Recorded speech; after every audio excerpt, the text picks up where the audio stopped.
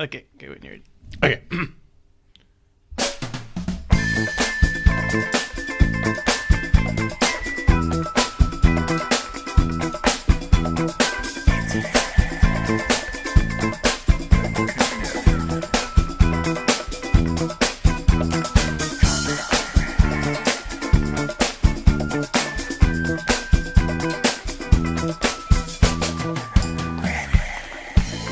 Hello and welcome to Reddit on Reddit, the internet's auditory version of Reddit.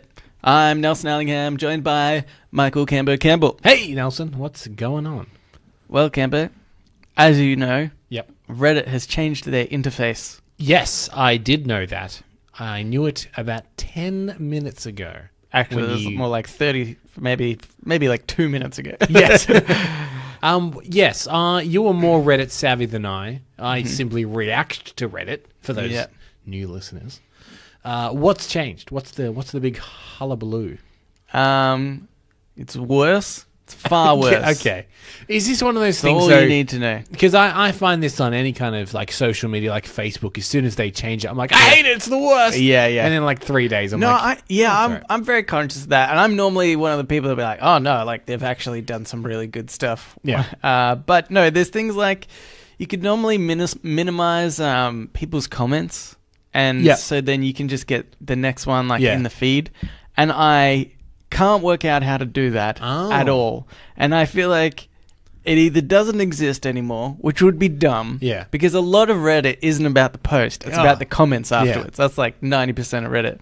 And so you kind of want to see people's replies to the post. because then you can't block out the noise.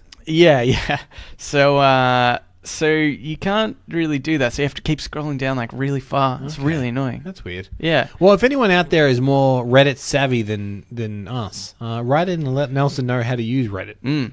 It's highly likely that somebody will know. Better than us. There'll be podcasts out there that don't base their entire podcast around Reddit that would know way more than us about Reddit. Yeah, that's right. So, Cambo, what'd you get up to? Anything interesting? Nothing at all, Nelson. Not a single interesting thing. Do you know when I said that? Weekend. I forgot. Okay. Even though I said it in a weird way. You did, yeah. As if you were implying the thing we did together would be talked about. Yes. Sex. Yes. We had sex and we role played. Yes. Not at the same time. So do you want to take the listeners through what you put on this weekend?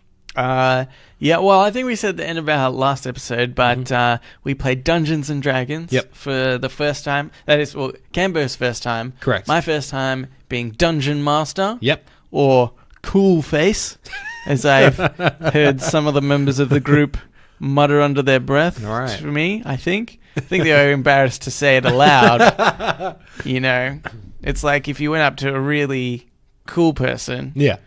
Like Brad Pitt or something. He's pretty cool. You wouldn't be like, hey, cool man. Because then you look lame. It's a similar thing that I have invented. Whenever I go outside for work and I bring my cool sunnies, I've invented a persona that happens when I put them on, and it's called Sunglasses McCool Guy. He is unpleasant to be around. That sounds like you sound like the worst person to be around. But what a cool name. That's true. It's cool. But yeah, so that was we played Dungeons and Dragons. Correct. It was your first time, Cambo. So what did you think? Okay, I have to be honest with you. So when it began, there's a lot of for people that were like me and that never played it before, there was a lot of setup of your character and all this kind of stuff. And at the beginning of that, for maybe like almost even the first hour, I'm like, oh no, I don't think I'm going to get this at all. Like this may not be for me, and then it's going to be crushed. And then once that was over and we actually started playing, or even just towards the end of that when you were kind of figuring stuff out, it was fun. It was really fun. But I did have the warning light go off at first. Because Yeah. there's a lot of numbers and letters in combinations of things I don't understand. Yeah. It's definitely very confusing to start off with. Yeah. When there's a lot of information to fill out, but it's just once you've got it there, then you almost don't even need to. You don't need to like remember anything really on the exactly, sheet. Yeah, It's just and I think I was in the situation where you were to my left, and then to my right was another friend of ours who'd also played a few times. So you guys were both like, "Oh yeah, cool," and writing stuff down. And I'm kind of like looking between you, like, Whereas the other people were probably just as confused. Yeah, but they were away from me. Yeah. Because I couldn't just look to the side and be like, "What the hell's going on?" And then that person would be like, "I don't know either." Yeah. Would you like to tell the listeners your character? Sure. Well, we had many characters. There was Legando. Mm-hmm. There was With some maracas. Legando. There was what are some of the other names? Zarax. Aletha. Yes. Darius. My character is called Ben Thompson. Yeah.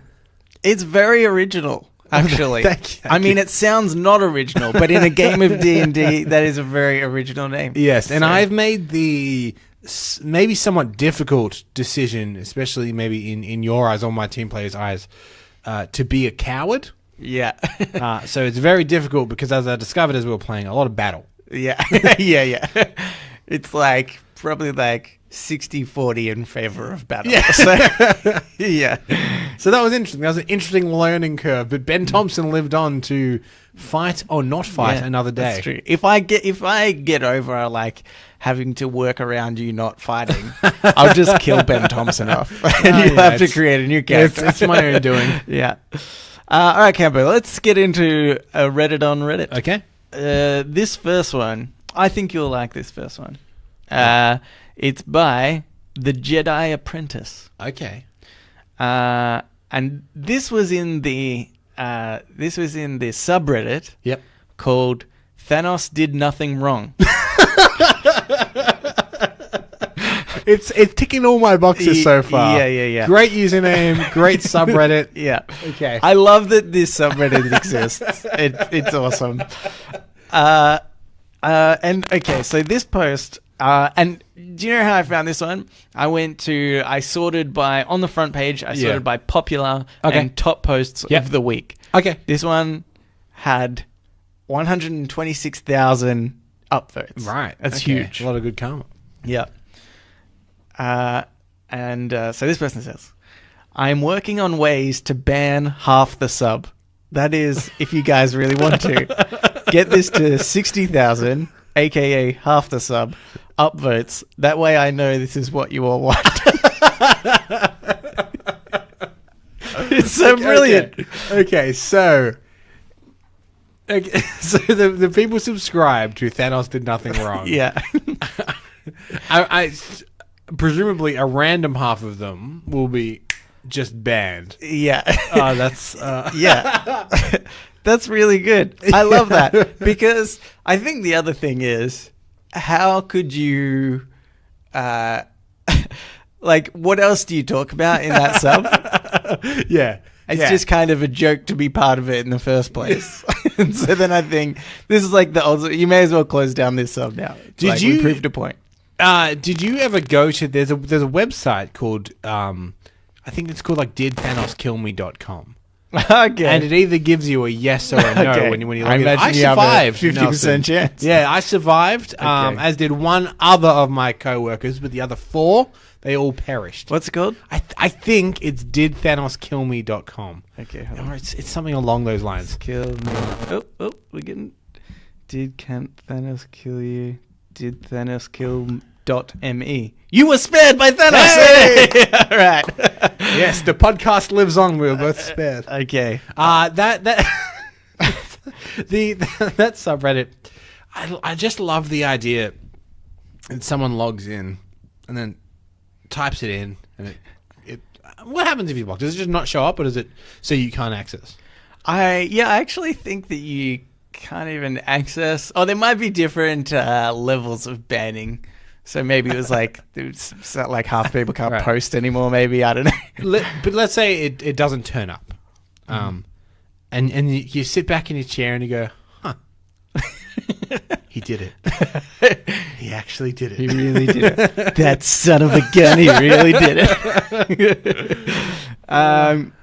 Yeah, and so I really I appreciate this. It's good. The follow through is brilliant. I appreciate as well how quickly that concept, and I guess if anyone out there listening doesn't know what we're talking about the end of Infinity War. Yeah. How quickly it's become like a cultural, like touchstone. Yeah. It's like that movie came out 2 months ago? Yeah. And already all around the world, everyone knows exactly what you mean. Yeah, yeah. But for those who don't know, it's been too long now, right? Yeah. We're going to spoil it. Okay. So Thanos, the big bad evil guy, in D&D terms, that's BBEG, just so you know. Okay, BBEG. I need to know these things. He clicks his fingers and half the universe, not just the world, the universe. Half the universe. This galaxy of places. Half the universe population is halved. Yeah. No, not half the population is halved. Half the population is gone. No, I said the population is halved. Okay, sorry. Oh, did I? I might have stuttered and then corrected myself. Wasn't and listening. Anyway, all right. So the point is, I think, and just like this the idea that Thanos did nothing wrong, I think is brilliant. Yeah. Because I have always had this view, and it's made me feel better about myself that, you know what, other people, although, okay, this is what I'm worried about. I've had this idea that if you could cull like half the population in one go, nobody suffers, nobody dies, it's probably a good thing. Mm-hmm. Because if there's one thing that's destroying the world, it's humans. Yeah. And if you got rid of half of us, I'm sure the world and wildlife and everything would just grow and be far better off. But so then that's kind of my opinion, and I think, maybe, there's other people out there that also agree with this, that also sort of see. And I'm not going to be go on a mass murdering rampage. That's not the idea of it. Okay, you've got that look in your eyes. No, I'm far too lazy. Okay, yeah. Like I would if I don't give me a Red Bull is what I'm saying. It's not that the want isn't there. It's the energy. Yeah, okay. Exactly. It just seems like, ugh. After I shoot a couple of bullets, I'd have to reload. Like, well. Haven't I killed enough? Yeah. Like, and Nelson, that was 3 people. Yeah. You've got times that by 1 billion. Yeah. I'm like, oh God, this is so. See, when you put it that way, like, I wouldn't even make a dent. It's not worth it. But then part of me wonders, there's people in this sub and they're talking about Thanos did nothing wrong. And, and that idea that it exists as a storyline in the first place. Sure. Somebody out there perhaps thinks about it, that this is a real thing and a good sort of motive for at least someone or some people. But then I think, or am I still the only one who thinks this? And people are joining this sub and talking about it like ironically, like, oh yeah, he did the right thing, right? He killed half the universe. And I think that, okay, maybe not to that extreme that no one's like that, but I think there's probably a really significant portion of people who are doing it ironically. Okay, well then I guess the question is, and feel free to write in, is Nelson a monster? Yeah. Is his view Did Nelson do nothing wrong? Right. Well, I haven't done anything yet. Yeah. So technically that's a yes. Yeah. But yeah, if Nelson is a monster on par with that of Thanos, do write in and specifically let me know.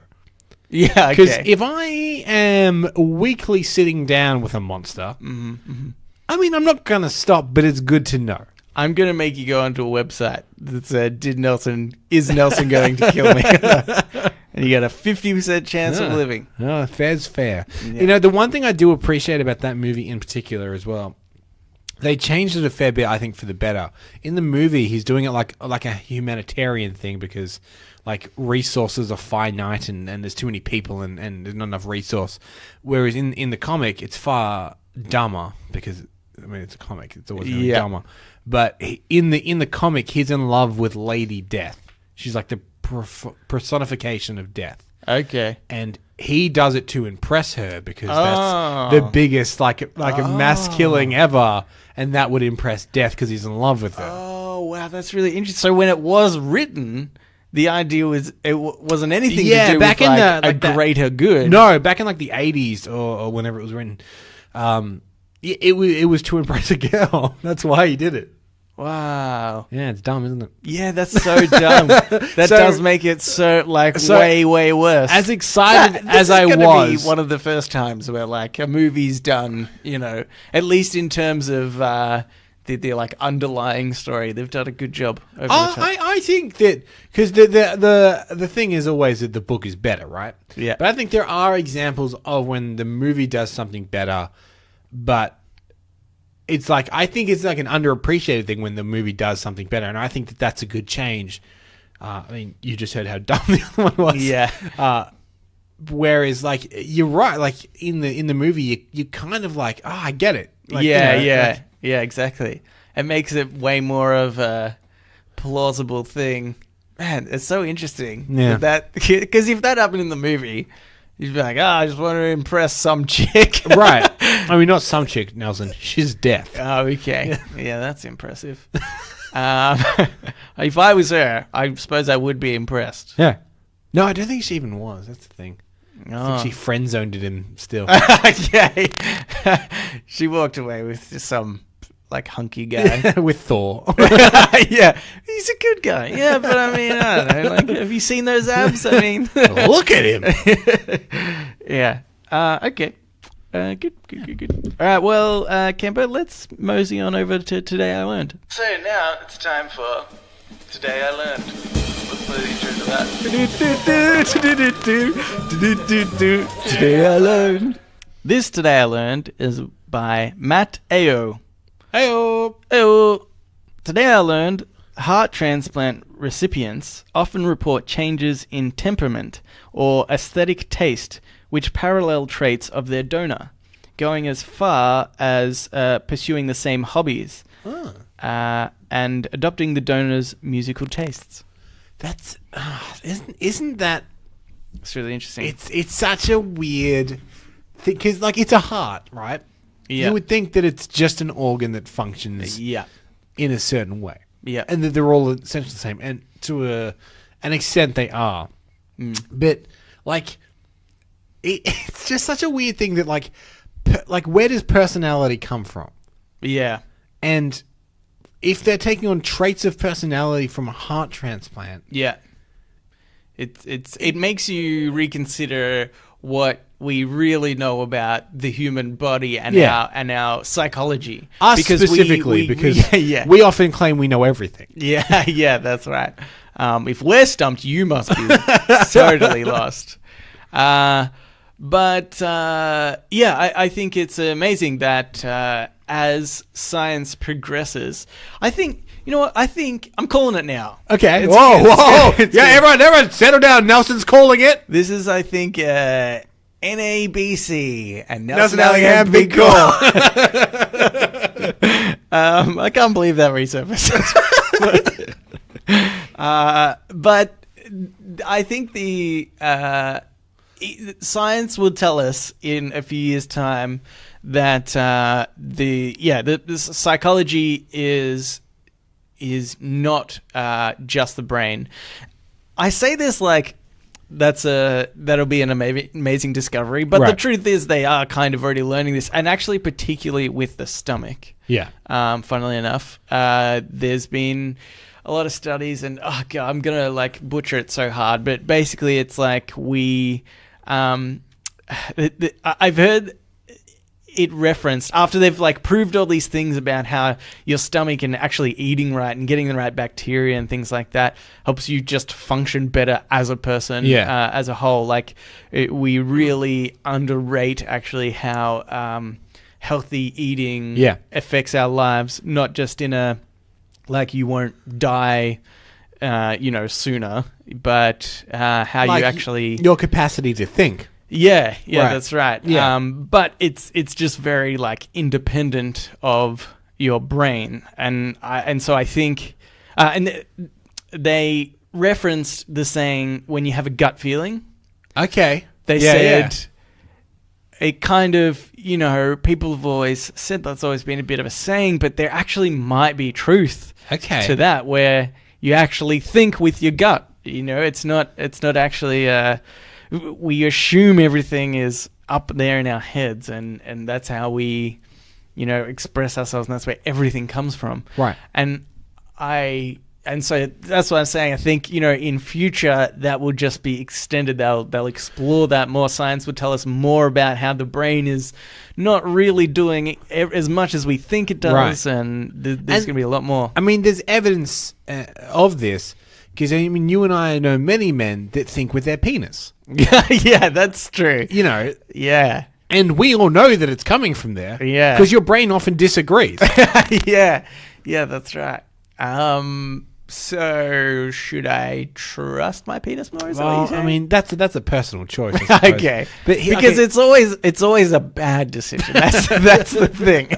I've never trusted my penis enough, and then like in the morning being like, that was great, that was good, man. I'm so glad I listened to you. If you ever want to learn the difference between thinking with your penis and thinking with your brain, go back in our back catalogue to an episode called I've Got a Lovely Bunch of Coconuts. Yeah. And just listen to the first section in that. Yeah. And I think that's a pretty good definition of people that think with their penis that should have thought with their brain, because their brain was probably telling them something else. Yeah, that's true. Yeah. Okay, so here's my question for you. Yep. If someone was to get your heart in a transplant, what personality traits do you imagine that they might pick up from you? Well, they would probably want to massacre everyone. Hopefully they don't have their energy to back it up. Can you imagine that they wake up in the hospital room after their operation and their first thought are, there's a few too many people in this room. I feel like it'd be that episode of The Simpsons where Homer gets Snake's hair transplant and it takes over. No, I think they would... Oh, God. Well, I guess because it said musical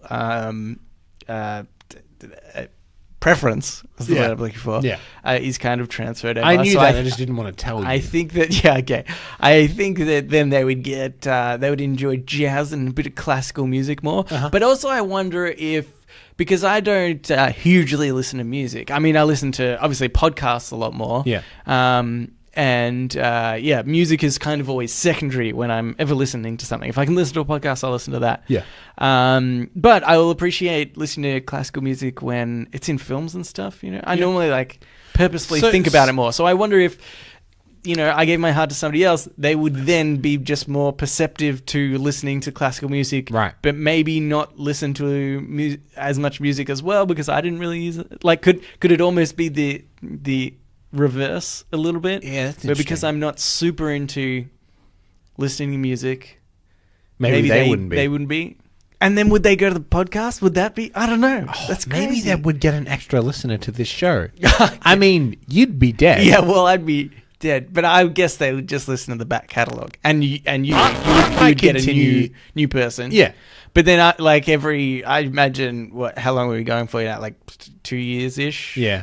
Then every 2 years you have to get the co-host to get a heart transplant for an extra listener. Actually, why even wait the 2 years? Wow, yeah, because then I could wipe out half the population. It's all coming together, and then if you wipe out half the population and the other half's had the transplant, you will have half the world listening to this podcast. Whoa. Think of the stats. Oh my God. Can you be the one to do this? I don't want to live on in somebody else. But yeah, that's weird as well, right? Think about the concept of, do you then live on in this other person? Because I'm not one that's like believes in spiritual stuff, right? I think that's all kind of bullshit. I mean, you say that, but your bedroom has a lot of dream catchers and you meditate a lot. Well, I don't want bad dreams, Cameron. I'm not an idiot. The aura in your room is a little off, so you have to sometimes put crystals around. Yeah. But, you know, maybe there is like a science behind this spirituality. Yeah. And the idea of like a soul isn't what you know, we spiritually think it is, but it's actually just the part of us that isn't the brain, you know?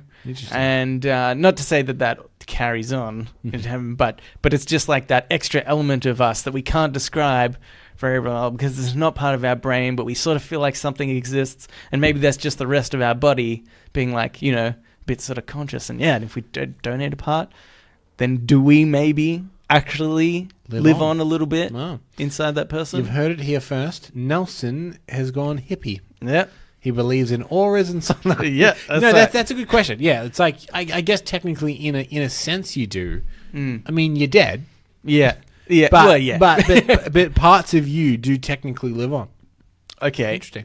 Now, in a way, is that immortality? No. Well, I mean, eventually your body parts would... Okay. What I mean. Okay. What if your heart gets transplanted into another person? Yeah. That's younger than you. Yeah. And then they transplant their kidney to somebody else. But your heart has sort of like gone into the kidneys a little bit. Okay. I mean, pumps blood around. Yeah. Right? Yeah. I'm following. And then they donate that to somebody younger than them. And then that person donates a heart, and that cycle continues, and you're always leaving a bit of a trace yourself. So you could live forever. So immortality could be... It'd be really hard to set up. Your will would have to be real specific. Yeah. And if I donate my heart, that person has to donate a kidney, and that person has to donate their heart, and so on and so forth. Like the guy's reading the will and all the extra clauses, he just rolls it out like an old scroll. Yeah. And just keeps going down and down and down. Yeah. But, okay, here's the real question. Yeah. Cambo. If you're getting traits from people from body parts, who are you going to murder and steal the heart of? Right. Whose traits do I want? Yeah. No, I said who do you want to murder and steal the heart of? Oh, okay. I know, just the neighbor, I guess. Yeah, because I'm thinking this is like super... I'm just upgrading myself. You know? I think if I choose the right person, I could become a superhuman. Right. So you get like the arms of like Terry Crews or something like that. Yeah. Yeah, you'd be a real Frankenstein's monster of a man. Yeah, but I think that could be pretty cool. Yeah. I would want the heart of...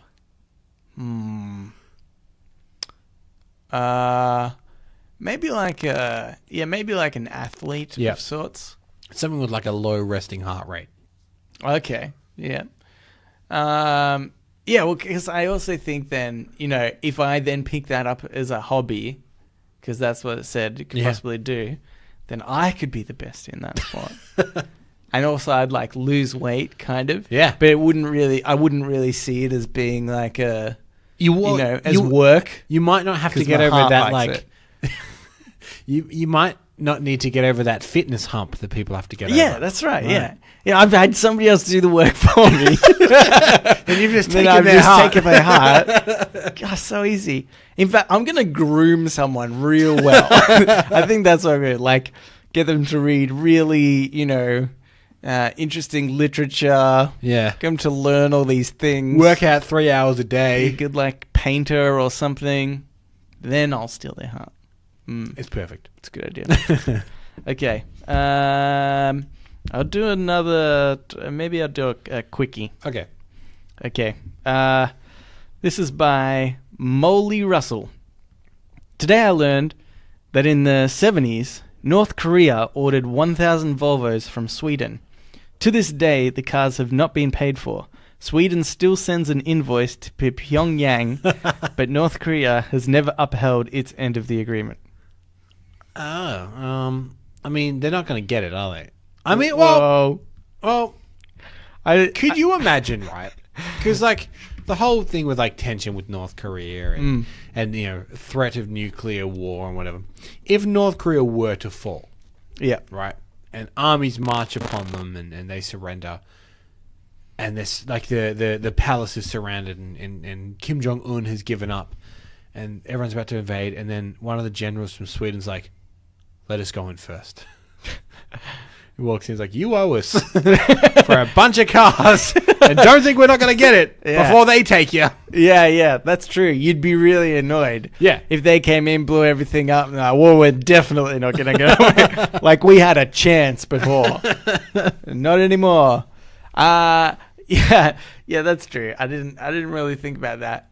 I think it's funny that they thought about the idea of what can we do to try and get our money back without putting too much pressure that it increases some tension. And they're like, all right, here, just spitballing. How about we just invoice them every year until they do it? And then, do you think like a couple of years later, they're like, the invoicing isn't working, and the guy goes, well, this one has a big red stamp that says overdue. Overdue.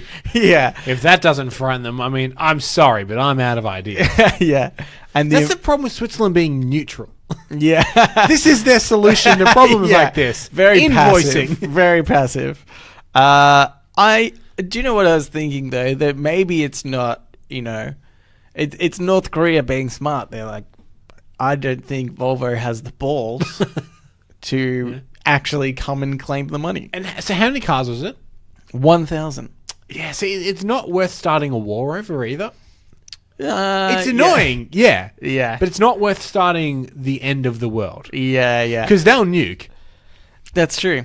But see, I'm going more on the fact that maybe Volvo is just a pushover. So you think that maybe we can go down to a Volvo dealership? I'm thinking and be like, we're just going to test drive this. Yeah. No. And then never return. I don't want them to see us. Okay. Because we don't look intimidating or anything. Okay, yeah. So I think we should write a letter to Volvo. Give us a car or else. Hey, no. It's just very simple. Dear Volvo, could we please have 2 Volvos? We're not greedy. We're 3. Okay. 4. We'll have 4 Volvos. We're good for it. Trust us. Yep. Kind regards, Cambo and Nelson. Yeah. Okay, and then we get the cars, obviously, because that's what they did before. They just give cars away. That's what happened in this situation. I can't imagine why it would be any different. Okay, so we get the cars. In fact, it's more ridiculous that they gave them 1,000. That's a lot more inventory. Yeah. Do we bring that up to Gilton?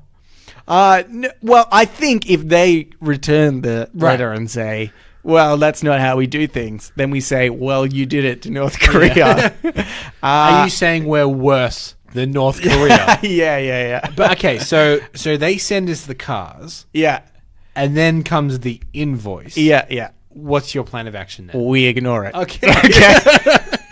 Ooh, look, I'm not here to reinvent the wheel. I say North Korea has a great strategy. Yeah.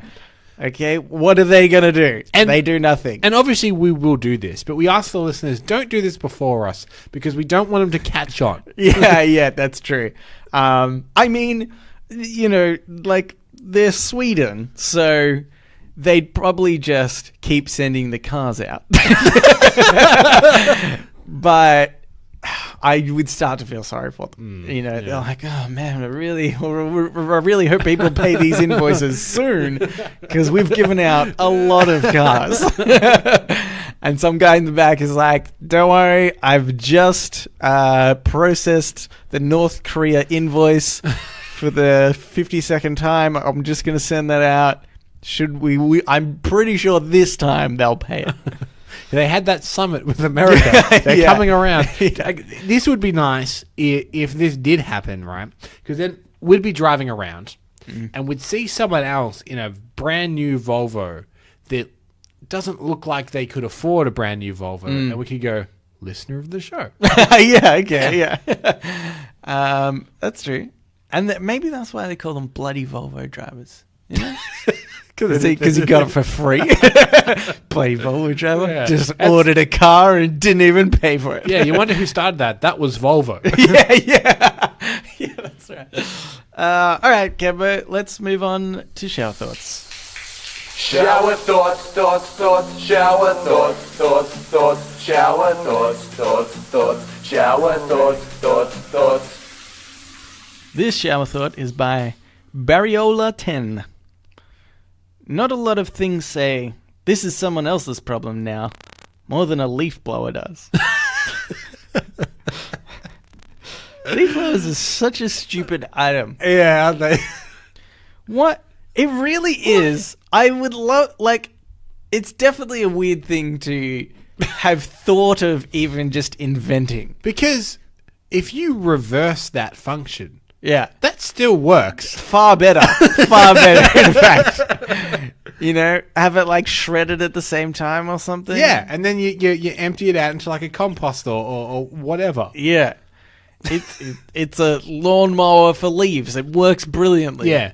Or like a vacuum cleaner does. Yeah. A vacuum cleaner doesn't blow things out of the way. Yeah.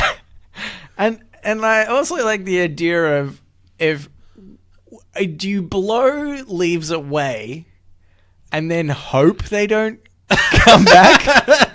I guess so, yeah. Because wind will replace them. Yeah. It's not, you're really losing the battle. Yeah. Kind of. I know that you have combated them with wind. Yeah. But then the natural wind of Earth will probably put them back where they were. Yeah. Whereas if you harness that wind inverse, yeah, then they're yours. I imagine this idea was just somebody drunk at a pub one night. And they were like, it'd be great. Look at all these leaves in the beer garden. What if we just blew them away? One of his friends was like, that is brilliant. Next day, leaf blower. Yep. Now they're multi-millionaires. Yep. Don't get a leaf blower is what I'm saying. Get a rake. And some gloves. Okay. I've got another one. This is by This is by reigning Skee Ball champ. Now, look, I've never hoped that somebody listened to the show more so than now. Okay. The Redditor. Yeah. Because reigning Skee Ball champ. Yeah. You spelled ski wrong. Ski is S-K-E-E when you're saying skee ball. Oh. Not S-K-I, which he's gone with. And as a previous arcade game employee, more than anything, it's offensive. Just spell it the right Have way. you brought this up to name and shame? Was this Well, no good? I suppose I'll do a show. Okay. Reigning Skee Ball champ says... And you know what? That annoys me as well. Oh, no. Because, you're obviously not the reigning champ if you can't even spell it right. It's just not believable. Yeah. He doesn't have one, does he? yeah, exactly. He's never played before. No, I'm saying he doesn't have a shower thought. Oh, no. You just found his name. He's got one. Here we go. Okay. The fact that spiders don't live in colonies like ants do is really underappreciated. No, he's no good. Yeah, Sorry, reigning Skee Ball champ. Yeah, it was okay. I feel nothing on that topic. Yeah, I thought, oh yeah, that's true. And then you didn't think much else about it. Anyway, this next one is by, now that I'm thinking about it, I'm glad that I had something on his name that killed 2 minutes of time. Okay. This one is by The Matter Asserted. Drinking water the morning after having too much alcohol is like consuming a real-life health potion. I don't quite know about that, really. No. Because if you wake up and you're severely hungover, you got a splitting headache, and you're a bit woozy, and sure, admittedly, you're like, I need some water, I'm very dehydrated. Sure. It's not like I drink it and then I'm like, all better. I may be way off base here, but isn't the best hangover cure a sauna? Because you sweat alcohol out, right? No, I think that's would worse? Probably be the worst. Okay. Only because you dehydrate a lot, which is often why you get a splitting headache, is because you're dehydrated. It's not to do with like anything in the alcohol itself. Right. It's that your body... I mean, I didn't get it anyway, but your body's like, I don't have enough water in me. I'll give this guy a headache like a jerk. So I think then sweating more... It just makes it worse. Would be far worse. Yeah, maybe it'd sober up real quick though. I mean, do you sweat out alcohol? Because it goes through your liver and stuff. Or are you saying you can sweat it out without it passing I don't think that's true. I think this is an old wives' tale. It could be. And I am not in no way qualified enough to say. Okay. I just remember hearing somewhere that your body does try and sweat out alcohol. Yeah. Which is sometimes when you wake up from drinking, you're quite sweaty. Yeah, yeah. That's your body trying to detoxify you from your alcohol. Right. Maybe. Yeah. Also, I've also heard that the Earth is flat. The person who told you this, are they still alive? Well, they were wearing a big white lab coat, so I was inclined to listen to them. That's all they were wearing, and they were shitting in an alley. So he's like, "Oh man, I'm so drunk. I'll have a sauna tomorrow." And you were like, "Why would you have a sauna?" Alcohol exerts your body to sweat. Oh, interesting. I think there's some sort of truth to that, but anyway. But my question actually was going to be to you: Do you have a hangover cure? Okay. Or what's your method? Well, I'm not much of a drinker. Okay. And I feel like because of that, weirdly, my hangovers aren't as bad as some people's. Okay. Maybe because my body. Just, I don't know. I don't know why that is. But when I do drink, my old hangover cure actually used to be going to the movies, which I know is a shocker for me. Yeah, yeah. But it's a very specific thing. You need a movie that you will not concentrate on. Okay. Obviously. Yeah. But you go in with a big salty packet of popcorn and a big post-mix drink. Yeah. In a nice air-conditioned room that's very dark. Yeah. And you almost have a little nap. Yeah. And you eat and you drink, and then you come out, and dollars to donuts, you feel good. Yeah. Yeah. I also think there's an element of distraction from like any sort of pain or wooziness you're feeling. You kind of like, you're in a very dark room and there's a story going on. Right. And you just, you're there for 2 hours, you get out, you're 2 hours better off than you were before. Being hungover is exactly how I ended up watching the movie Jack and Jill. Okay. In gold class. Yeah. Did you feel worse afterwards, though? Mentally, yes. Okay. But physically, no. Okay. Yeah, so, okay. Yeah, that's a good one. I think the big part of that for me is post-mix. Post-mix Coke. Yeah, yeah. Shooter. That, for some reason, is just so good. Such a good hangover cure. But also, not to be underrated whatsoever, is drugs, like prescription drugs. Not chasing the dragon, Yeah, but I just thought, oh, it's like, I shouldn't be taking like pain relief for my hangover because it's not, like what I if you become caused it addicted? Myself, and it's probably more natural or something to not do that. I cannot recommend highly enough. Okay. Getting up in the morning, taking some, Panadol, Nurofen, maybe aspirin, I don't know. And not all together. Actually, I think you can because they all do different things. Yeah. A nurse told me this once. Anyway. She was wearing just a lab coat and shitting in an alley. Yeah, exactly.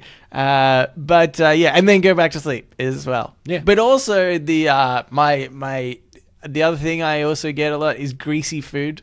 I don't know why. You'd think that would worsen the problem, but yeah, does it like?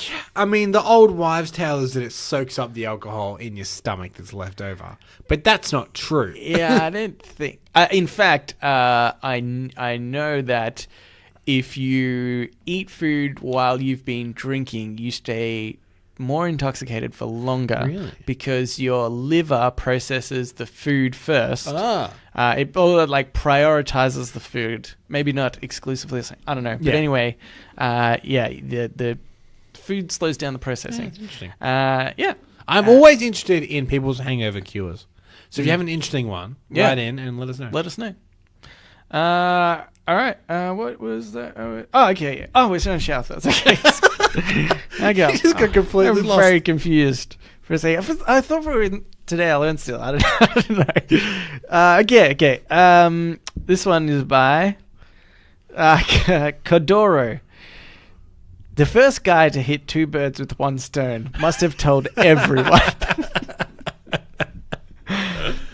That's good. I do think that is... Like, how do you come up with that? Unless it did actually happen. I like to imagine that hadn't happened and it was a saying, as in, like, an impossible thing. Oh, okay. And then the first guy to do it is like, no one will ever believe me. Yeah. But I did that thing that everyone says is impossible. Yeah. And I think the bigger feat, which should be acknowledged, is that he killed them. You know? Yeah. He didn't just hit 2 birds with 1 stone. Killed 2 birds with 1 stone. I get killing 1. Yeah. Right? Exactly. You peg it hard enough, that shit's going to die. I mean, in this analogy, I always imagined it was like a slingshot. Oh, yeah. Well, I guess that makes more sense. I thought some guys just like pegging throwing stones. Yeah. Not in a glass house, I'll tell you that much. Okay. Okay. So, I get killing 1. Do you like the idea that somebody also threw a stone in a glass house and then told everyone it was a bad idea? Yeah. Well, someone that lived in a glass house threw stones at someone, and then they're like, "Oh my god, I'm so vulnerable." Anyway, sorry. Continue. I don't have much of a point. I'll finish it soon. That's fine. I get killing 1. Yeah, but the force that stone must be traveling at to enter and exit 1 bird and hit another and a kill shot. Yeah, it's impressive. I mean, I think like even a bullet, right? You shoot someone. Yeah. Like, that bullet doesn't necessarily have much force after it exits the body. It depends where they hit you, I suppose. It still could, and does, but that's a bullet. And if that can sort of sometimes not do that, here's then the thing. Stone. Here's the thing. That saying doesn't mention either throwing or a slingshot. Maybe he loaded a stone into a gun. Oh, okay. And he shot the stone. Now, you know what I was thinking? If it doesn't say the size of the stone. So like I huge think he just rolled a stone. just like 1 inch of being a boulder, because otherwise the saying would be kill two birds with 1 boulder. 2 birds with 1 boulder, which then you're like, which would have a totally different meaning. Yeah. It's about like doing overkill, you know, when you have a task, just like do it to, you know, the maximum extent. But it was just low enough that it was a stone. And he just rolled it on top of some birds that were just chilling. As far as we know, he tied the birds down. It was some weird... But technically speaking, he killed 2 birds with 1 stone. I mean, if he ties a bird down, you could just pick up a stone and smash them 1 by 1. Oh, yeah, that's true. And you still kill 2 birds with 1 stone. Oh, I didn't even think about that. Then that's way more plausible. That he throws a stone or has it with a slingshot, kills a bird, picks up the stone again, and then maybe that's what they're saying. This saying is rubbish. God, so ridiculous.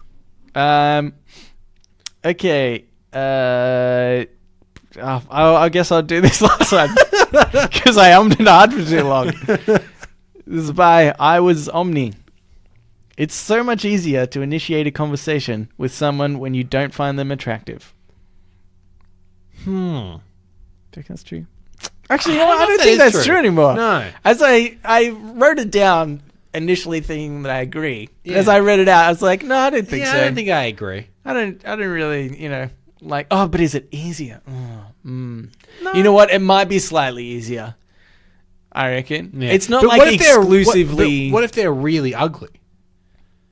Yeah, that's true. I'm talking like nothing but a white coat shitting in an alley.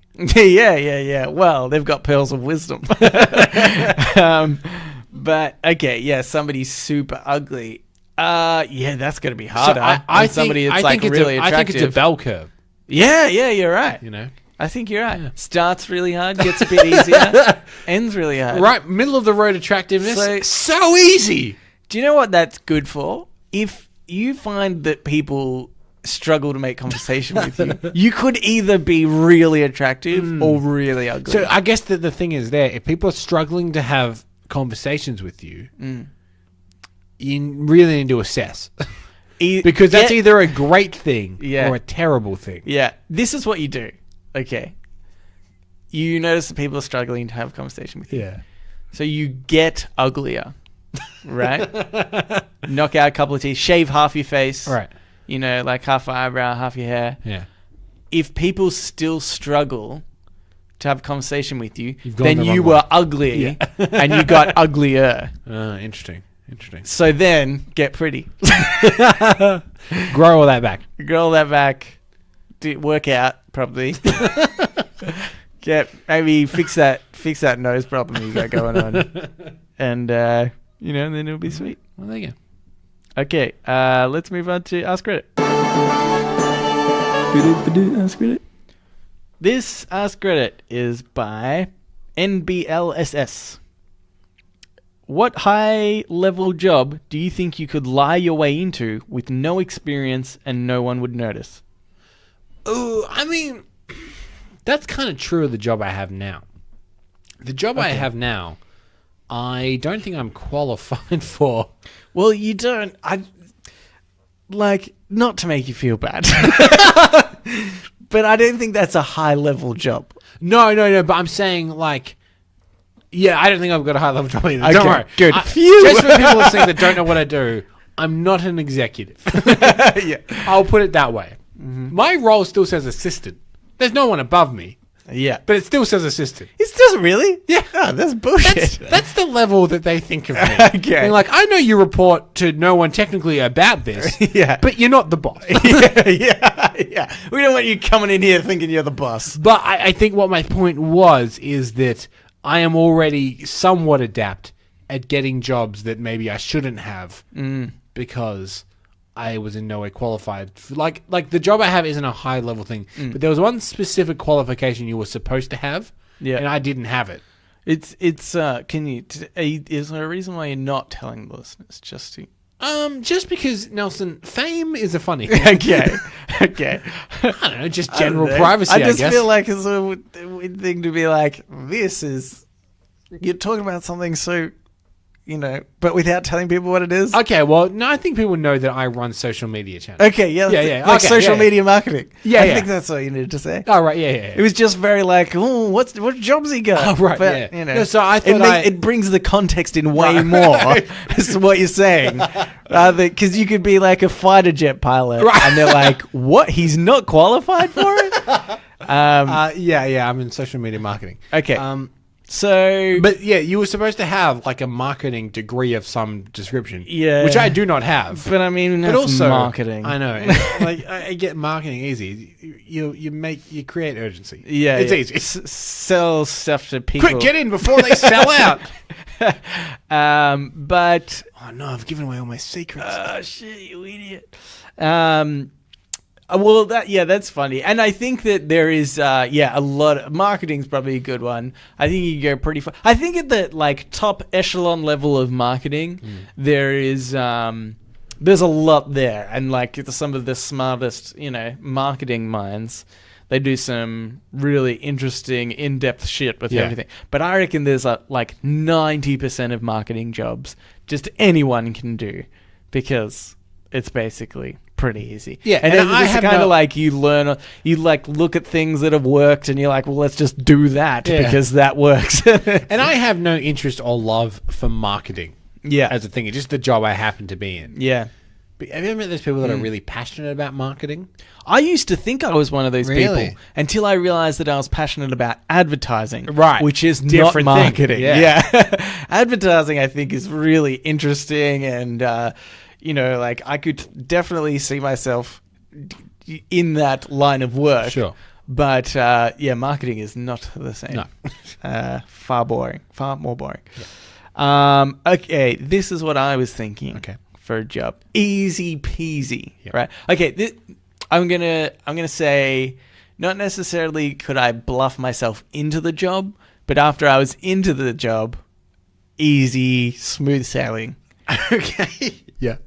A GP, a doctor. Okay. So easy. Yep. What's your... Without a doubt. What are you basing this on? Okay. Somebody comes in. They're like, I've got a rash. And then I Google spotty rash antibiotics. Because basically there's an antibiotic for anything at all. Maybe, like an antihistamine thing I'll give them. And then, see, this is the brilliant part, right? You say, take this, see how you go. And then if they come back and they're like, oh, it's still there, I go, you know what? I'm going to have to refer you on to, a skin specialist. Yeah. They'll know better than me. Yeah. There's always another doctor that's a specialist of something that you just refer it on to. Right. Okay? Like, I think being a doctor would just be very easy. And give somebody antibiotics, it'll cure like 99% of whatever's wrong with them. So this is specifically... Most people, it's just like, I've got a cold or something. This is specifically, like, not a doctor in a hospital, but a doctor in like... GP. Yeah. I think, I just think, it's so easy. They do. There's so many doctors I've seen that are just effing terrible. I went to actually a really good one the other day, and I was just sort of talking about I needed to pee a lot. Full disclosure. Yeah. And this had happened to me before, and the last doctor was like, it's probably urinary tract infection, just like drink a lot of water. Thankfully, he didn't give me any antibiotics. And then I spoke to this doctor, and I said, it's happened again. And she's like, what did the doctor, like, did he ask you about this? Did he ask you about this? Did he refer you here? Like far more questions. I was like, no, he didn't do any of that. He was basically like, just see if it goes away. I was like, this is so... I was so annoyed once I knew that he was a shitty doctor. But at the time, I was like, he seems fine. Yeah. So, well, and I was having a bit of an argument with someone about the fact that I never really go to the doctor if something's wrong. Yeah. And I remember I have this distinct memory of being at the doctor, and I was getting like these kind of headaches and whatnot. And I went in there, and they're like, what's the problem? I said, I'm getting these kind of like headaches and lightheadedness. I think I've been working a lot and I'm just kind of exhausted, and I think that it's causing it. And they're like, yeah, I think that's it. Just try to rest more. I was like, well, I knew that. Yeah. Why did I have, like, because people were like, you should go to the doctor about that. And I'm like, well, I think I know what it is anyway. That's true. And then I go to the doctor and I'm like, yeah, that sounds right. Yep. Yeah, it's true. It is kind of funny how there is this like air of, you should go to a doctor because they'll know. Yeah. But often it's like, and you hear about it as well, where they even sometimes do campaigns and stuff, especially around winter. I've seen ads on TV that are like, if you've got a cold, stay at home. You don't need to go to a doctor because you've got a runny nose. Like, that's not... Yeah, because if you go to a doctor, you're probably going to make other people sick. Yeah, but and just the idea that because some people think that they're miracle workers, and you go in there and they'll always make you better, and sometimes you just know. Yeah, sometimes it's not and which is why I could be a doctor, because I just tell people what they think. They come in, they're like, hey, I've got this problem. I say, what do you think it is? And they say something like, yep, that's probably it. If it's totally dumb, you can be like, no.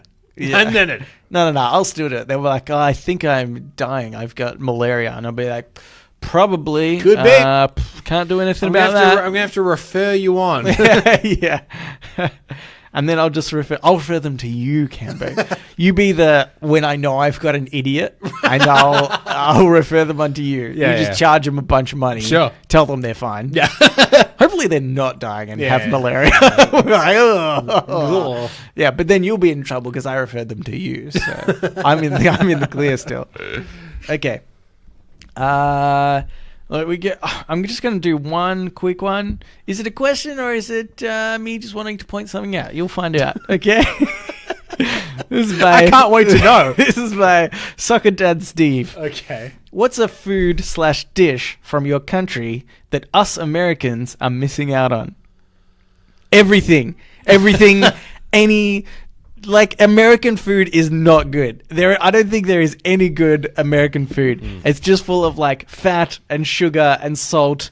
There's no, like, nuances to flavor.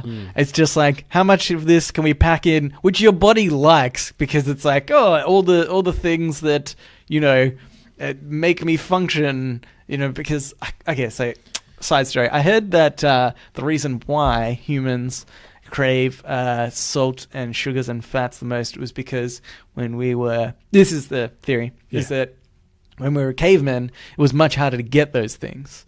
So when we did find those things, we were more likely to, you know, we enjoyed it. Our bodies like naturally enjoyed it more because said, hey, you need some of this stuff because you might not be able to get some for weeks or something afterwards. So we'd enjoy it more. But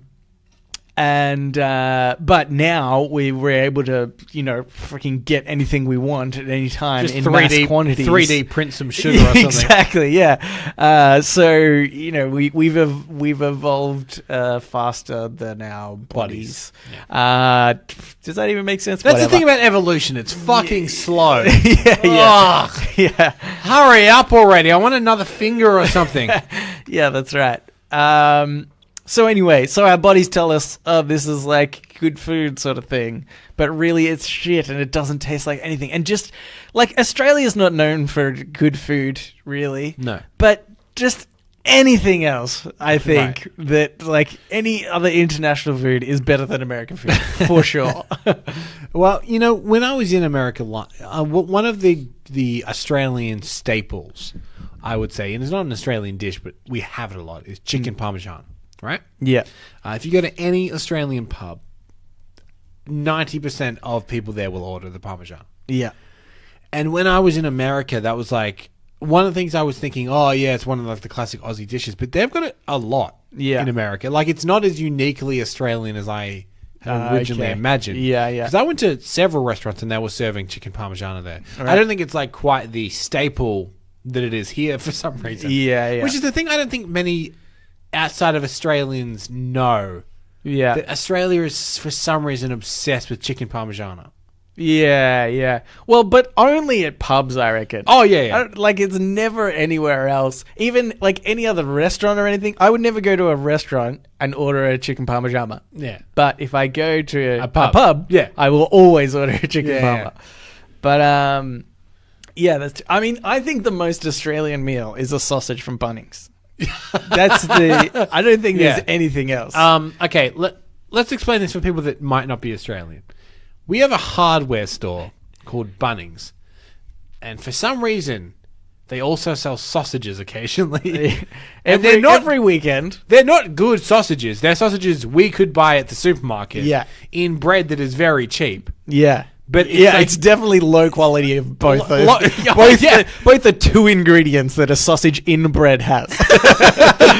But for some reason, they're just an icon. Yeah, if you can, because it is always for charity. By the way, it's not like this hardware store. They get some extra coins. Yeah, they have like local, you know, like the local kids soccer club or something. Yeah. We'll put it on. It's like $1 a sausage or whatever. Yeah. But for some reason, what I think it is that fascination of food being at a place that food shouldn't be. Yeah. Do you ever get that? IKEA's the same, I think. When you're at IKEA and you're looking at cats or whatever, you're like, oh, hot dog. All right, I have a hot dog. Yeah. Because you go to a restaurant expecting and, deserving food because that's what you're there to pay for. We should start a restaurant where you buy furniture. There's just like an option to buy furniture. It's like, how's your meal? It's just, cool. Want to buy the seat you're sitting on? I know we do. We have that pub, don't we? There's a pub here called the Pawn & Co. Yeah, that's true. But I'm thinking, a bar, yeah. I'm thinking it's more like, did you enjoy your pasta? Yeah, it's great. Cool. You want that couch? Yeah, that's true. Because I like the idea that there's also just a couple of guys next to the couch, like ready to lift it. Because the thing is, like, not everyone is going to want to buy a couch, just like not everyone from Bunnings is going to buy a hot dog when they sausage when they come out. Yeah. But you just need the one every now and then. Yeah, that's right. And it could also still be for charity. Maybe, you know, we'll have like the kids soccer club and they're selling couches. I like it. Okay. Alrighty. That's so funny. Okay. Cool. Well, now we can move on to the questions to make you like us. Yes. Where we're going through a series of 36 questions. Yep. We did some before to make you love us. You loved us. Now we're doing some to make you like us. You like us. Sort of halfway. We're over halfway. Question 24 of 36. Yep. Here we go. What is your favorite holiday and why?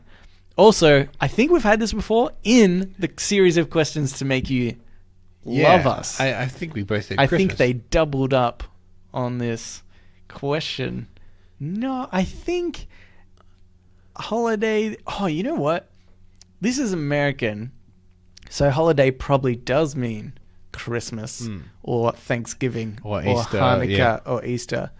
But to me, holiday means like... Trip. Vacation. Yeah. Yeah. Well, because last time we answered our trip across the country. Yeah, that's what I think we did. But maybe now, for this one, we'll say our favourite, like, national holiday. Okay. Yeah, Christmas, I guess. Christmas. Because, I mean, and we don't even necessarily, we don't get into Christmas us, but it's the only one that I go out of my way to go to a thing for. Like, I don't do anything for Easter. Yeah, that's true. Yeah, nobody does it. Yeah. Mine probably used to be Easter. When I was younger, our family used to have Easter egg hunts. Yeah. And I'm talking about when I was younger, like maybe 5 years or a little bit more ago. Like I was still an adult, but we had Easter egg hunts and it was brilliant. Yeah, I think I've been to an Easter egg hunt at your family's house. Yeah. We'd have like 700 eggs that my parents would have to hide a few minutes before while like all the kids are in the rumpus room just hiding. But okay. Yeah, probably Christmas. Yeah, it's just like it's a joyous time of year. Yeah, I say. I enjoy the religious side of it. No, I enjoy the fact that everyone's kind of a little nicer to each other on that day. Yeah. I think even that time of year, you know? People are sort of a little bit nicer. I could give a shit. Except when you're shopping. Yeah. I could give a shit about the whole, like, fucking rigmarole of it. But I remember there was, like, back when I used to work at a cinema, and our cinema was kind of connected at a wall to like, a pub. Yeah. Every Christmas, we'd just walk over with a bag full of, like, movie passes. Yeah. And I'm like, can we get some lunch today? And they're like, yeah, absolutely. Merry Christmas. And then we'd just, like, do this, like, everything was just, like, on the house. And we it was, like, it was just, like, everyone was just happy and nice. And everyone was wanting to do stuff with each other. I think that was nice. Yeah, exactly. It's just nicer time. Do you know what I find is really interesting? Is that from what I've learned on TV, American culture is the same in that Christmas has the same sort of feeling. Yeah. Over there as it does here. Yeah. But the weather is so significantly different. Yeah. Like we are obviously in summer and they're in winter. And I just sort of feel like, to me, I justify the logic of people are more happy and joyous and whatever because it's nice weather. People are in a good mood. But then if the Americans are feeling the same thing, everything's really effing cold, then it must be because it's the birth of baby Jesus Christ. That must be it. I think it's the only connecting dots. Really? Oh, there you have it. The proof of the existence of God. Yeah. On this podcast. Yeah, that's right. Cool. That was our favorite holiday. Okay. Now we can do the Ask Me Anything. Yes. We're listeners of the show. Just like you, listener, can write in and ask us anything you want. Ooh. I go on here from Tara, Nelson. Okay. It says, hey guys, last week you started talking about your celebrities that were crazy in one way or another. Which celebrity? Oh, do you want me to do this one? No, I mean you're like 85% of the way through, but which celebrities do you think would be the most down to earth? And that's from Tara. Okay. Down to earth celebrities. You know who I think Keanu Reeves we talked about the other week. Yeah. I think he seems like a really chilled out guy. And sort of Hugh Jackman, did we say that as well? Yeah. Kind of a little bit. Yeah. But I don't know. I think Hugh Jackman would be sorry to just totally cut you off. I think Hugh Jackman would be a cool person to hang around with, and I'd like want to be his best friend.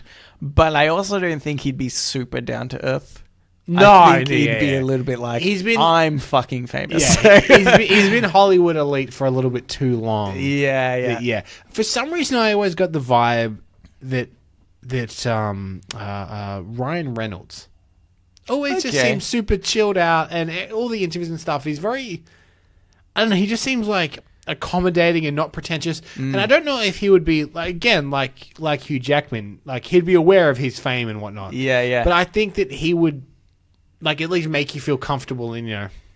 I just think he'd be like, you can go have a beer with him and you wouldn't have to put up with any shit, I don't think. Okay. Yeah, that could be true. But how about... Okay, yeah, that's good. I was thinking of, in the same light, who's the chick that everybody says is always really down to earth? And she... I can't remember her name. She's like... she's Katniss? Oh, Jennifer Lawrence. Yeah. Nah.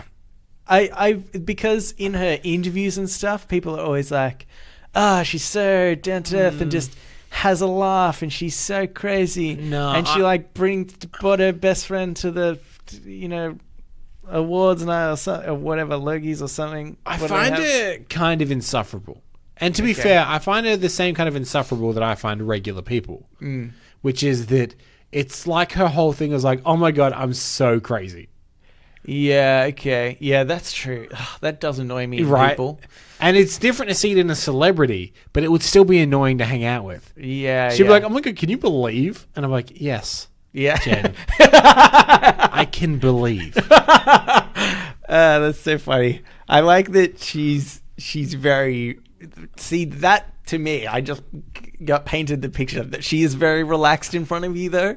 Right, yeah, okay. I feel like somebody that says, can you believe, is somebody that's just very relaxed, And somebody that relaxed, I think you could say is maybe down to earth. No, see, I don't know. I have no reason to think this, by the way. Yeah. Oh, but I mean, this is definitely just totally bullshit. And I just get the feeling that you would just get the vibe that she'd be like, just so you know, like, I am better than you. Okay. I'm just hanging out with you. Okay. Yeah.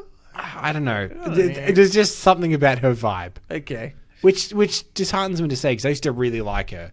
But over the many years, her personality has worn me down to the point where I'm quite cynical. All right. Well, there's only one way to test it out. Yeah.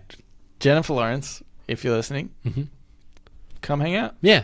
I mean, I'm sorry about what I just said. I don't take it back. I think the thing is, now if she was to hang out with us, she'd be so conscious of coming across like that, that she would then maybe even, I actually think, be more insufferable. She'd be trying desperately not to be the way she is. Make it far worse. It's a lose-lose situation for everyone. Yeah. You know what? Jennifer Lawrence. Offer rescinded. We don't want you here anymore. I swear to God, if you turn up next week, I'll be so disappointed. Yes. Okay. Radio. What do we do? Oh, there's another one. Okay. Did you just say, what are we doing? Yeah. Hey, that's the second time this episode. I haven't had a good episode. Okay, here we go. Hey, Cambo and Nelson. Justin here. I was listening back to some episodes, and though Rowan's question was interesting a couple of weeks ago about the eye implant, going on a little less extreme, is there a futuristic smartphone feature that you would want to implement into your phone? Ooh. Okay. Okay. The problem with this question is, if I could think of one, would be millionaires. Because really? Well, because the apps that really take off are ones that people were like, oh my God, I can't believe I never thought of that. Yeah. But there is a futuristic, crazy one that I saw. Like Angry Birds. Yes. Or Flappy Birds. Any kind of birds. It's all about the birds. Oh my God, we've cracked it. Oh my God. But I did see a crazy futuristic a thing at I think it was like an Apple press conference or something boring. Okay. Yeah. But they were showing the newest beta of fucking blah blah blah. Who cares? But there was an app called I think it's like Measure or something, and it uses augmented reality. So if you're standing somewhere, you open your camera and you put down a point, and then you move your camera across and put down another point, and it will tell you the distance of that in augmented reality. So, for example, if you're standing in front of a building, you open up your camera and you click a button on the bottom of the building, then lift up your camera to the top of the building, click a button, and it'll tell you how tall the building is. And apparently, it's accurate into like millimeters. Okay. That's okay. That's good, because I think the accuracy thing is a big part of that. Because I've seen an app that's very similar before, but like I'm talking about like ages ago when iPhones first came out, but it probably wasn't accurate at all. Because it was like you point your phone somewhere. I mean, and I guess the thought of it for me, which I thought would be really handy, is like say you're moving into a house or something like that. Thank you. And you're like, oh, is my bed going to fit? You could just measure the wall using this. Yeah. And you'd have a basic idea of like, oh, cool, that's how wide this is. Actually. I go home and measure my bed and, As a property manager, we get a lot of people asking the actual length or size of the room. So that would be good for that sort of thing. Yeah. And it's kind of mind-blowing that augmented reality has, I guess, evolved in the way that it has. Right. I think I would use it to fact check. Okay. I'd go to the Eiffel Tower. Yeah. And I would just check the height, then like Google it, and just okay, good. Correct. That's what I've measured too. Are you testing the app or the Eiffel Tower? The Eiffel Tower. Right. You're like, actually, you're a little shorter than you say. Yeah. Or whoever wrote the article of like the height of the Eiffel Tower. I'd just do it with a lot of Everest. That'd be a hard one. I'd probably have to climb as I go. Okay. Speaking of fact checking, all right. Okay. Let's copyright this idea just in case. Okay. I want to invent an app called Actually. Okay. Right? And it's about fact checking. Yeah. And if you tell me a fact, I can type that fact into this fact checker, and it will tell you whether it's correct or not. Okay. Well, you can be like, oh yeah, alcohol gets sweated out, and I can be like, well, I'm actually, tick. Actually, that isn't how it works. Yeah. I mean, I think that's basically Google. It is, but Google's too broad. You want just contradictory points. Yeah.